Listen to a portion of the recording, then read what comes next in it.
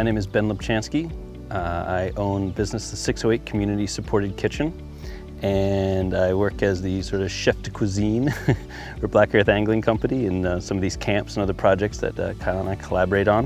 One of the things that I get to do in that capacity is help prepare the meals and plan the meals and do some special prep in advance to ensure that the food that we're having out here is outstanding in all ways. We go out of our way to source foods locally. In particular, we get half a hog for Black Earth Angling Company every year, and get that from local growers or butchers. They're locally raised. I have a certified kitchen for my business, and bring that hog back and begin to break it down. And the first thing I do is take off the front quarter, that shoulder, as large and as intact as possible, and that gets brined for about 2 to 2.5 days. And take it out of the brine, and it gets a spice rub, and it gets 24 hours in refrigeration with that spice rub on it.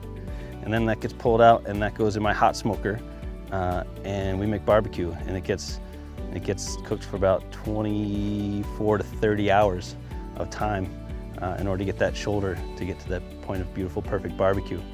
And then all that gets shredded, mixed with our homemade barbecue sauce, packaged in little containers and frozen, so that Kyle has grab-and-go packages for lunches to make on the river. We take the whole ham off, and that gets boned out, cut into big chunks, spiced, wrapped in banana leaves, and then slow roasted in the oven.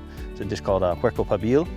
And we then do the same thing, we package those up, and that'll get served for lunches also on the river or trout camp, or we've having those for lunches here at Crash Camp. With what I call drippy tacos. We make tortillas, and you put some of that shredded pork meat in there, and then a spicy Latin coleslaw that goes on top, like a one-shot wonder. That's a good lunch.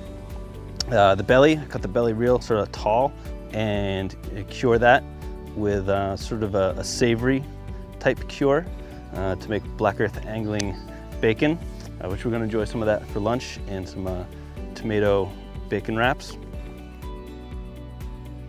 And then pull off the loins, cut those into larger portions. They get wrapped and frozen and saved for, again, special events. I really do enjoy the element of being able to really bring like artisanal quality food to this type of enterprise.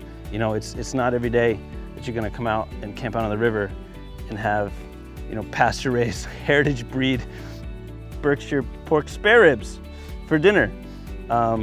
But I'm comfortable doing that. I have the familiarity with the product and different ways of preparing it. I'm comfortable, you know, cooking in a field kitchen.